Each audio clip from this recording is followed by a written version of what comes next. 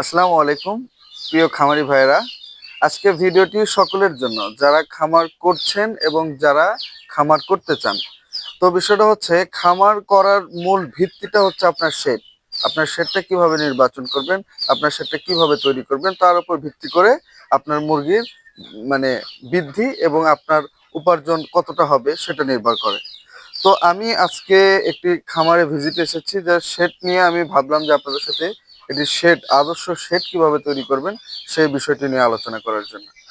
তো আজকে একটি আদর্শ শেড তৈরি করার জন্য যে চারটি মূল মন্ত্র রাখা দরকার আপনাদের মাঝে, তো সেই চারটি মূল মন্ত্র নিয়ে আজকে আমি আপনাদের সাথে আলোচনা করতে চাই। চলুন ভিডিওটি শুরু করা যাক। আজকে আমি আছি মোহাম্মদ মেহেদী হাসান, আপনাদের সাথে executive officer, Tamim integrated farm. প্রথমে আমি আলোচনা করতে চাই আপনার শেডের অবস্থান, যে জায়গাটা নির্বাচন করবেন সেটি বিষয়ে। আপনার শেডটা কোথায় নির্বাচন করবেন?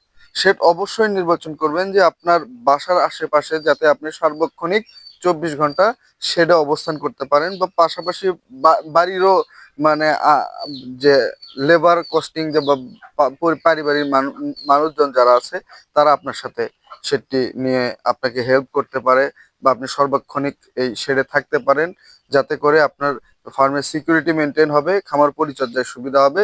তো সর্বপ্রথম চেষ্টা করবেন যে একটু খোলামেলা পরিবেশে এবং আপনার বাসার পাশে একটি সুন্দর দেখুন আপনাদের হাফিজুর ভাই যেখানে সেটি নির্বাচন করেছে তার বাসার পাশে খুব সুন্দর এবং খোলামেলা পরিবেশে। এবং অবশ্যই যে জায়গাটি নির্বাচন করবেন, জায়গা নির্বাচন করার ক্ষেত্রে আপনার ফ্লোরটি মাটি থেকে একটু উঁচুতে থাকবে, এবং চেষ্টা করবেন সবসময় শুকনা এবং ঝরঝরে জায়গায়, যেখানে আলো বাতাস পূর্ণ জায়গায় সেটি নির্বাচন করার জন্য। নম্বর যে বিষয়টা সেটা হচ্ছে খামারের দিক নির্বাচন। খামার আপনি আসলে কোন সাইডে করবেন, পূর্ব পশ্চিম নাকি উত্তর দক্ষিণ? দেখুন আমি আজকে যে ফার্মে আছি, ফার্মটি পূর্ব পশ্চিম এবং তার প্রস্থটা যথেষ্ট ছোট।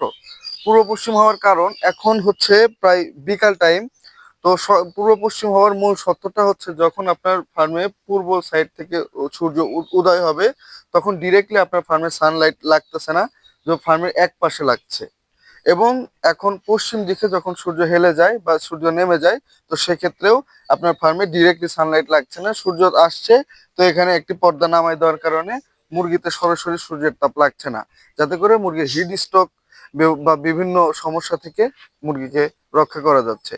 তো 2 নম্বর যে জিনিসটা সবসময় খেয়াল রাখবেন, যে খামারে দিক নির্বাচনের ক্ষেত্রে সব সময় পূর্ব পশ্চিমটা নির্ধারণ করার জন্য। চলুন এবার 3 নম্বর দিকটা আমরা নিয়ে আলোচনা করি। খামারের বায়ো সিকিউরিটি।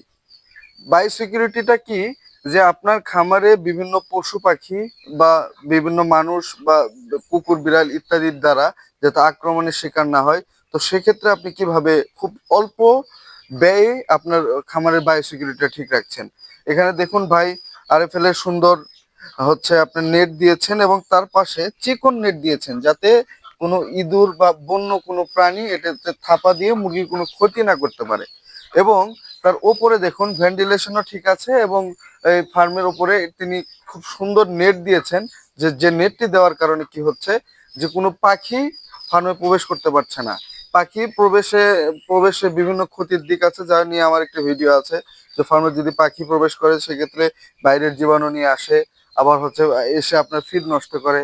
তো সেক্ষেত্রে এই দিকটাও খেয়াল রাখবেন। 3 নম্বর যে দিকটি সেটি হচ্ছে যে এই ফার্মের বায়ো সিকিউরিটির ক্ষেত্রে যে নেট এবং ওপরে যদি এটা দিতে পারেন সব থেকে ভালো হয়। এখন আমি আলোচনা করতে চাই যে 4 নম্বর দিকটি, সেটি হচ্ছে খামারের ভেন্টিলেশন ব্যবস্থা। আপনার খামারের হাইট কতটুকু রাখবেন? আপনার খামারের হাইট, যেহেতু আমাদের পোলট্রি সেকশনে আপনারা জানেন যে এটার যে সৃষ্ট গ্যাস, অ্যামোনিয়া গ্যাস, সেটা মাটি থেকে 5 বা 6 ফিট উচ্চতায় ঘোরাফেরা করে। তো সেক্ষেত্রে অবশ্যই আপনি যখন ফার্মের উচ্চতা নির্বাচন করবেন, সেটাকে 8 থেকে 10 ফিটের চেষ্টা করবেন। আমি একজন 6 ফিট, এবং আমার দেখতে পাচ্ছেন যথেষ্ট উচ্চতায় আছে, যাতে করে বাতাস প্রবেশ করে আপনার ফার্ম থেকে গ্যাসটি পাস করে বাইরে নিয়ে যেতে পারে। তো প্রিয় খামারি ভাইয়েরা, এই ছিল আজকে আপনাদের শেড নির্বাচন বা শেড তৈরি ক্ষেত্রে কি কি আপনারা পন্থা অবলম্বন করবেন এ নিয়ে আজকে আমার ভিডিওটি যদি ভালো লেগে থাকে তাহলে অবশ্যই একটি লাইক করবেন। আর আমার এরকম পোল্ট্রি রিলেটেড বিভিন্ন ভিডিও পেতে আমার চ্যানেলটি সাবস্ক্রাইব করে দিবেন। ধন্যবাদ সকলকে। আসসালামু আলাইকুম।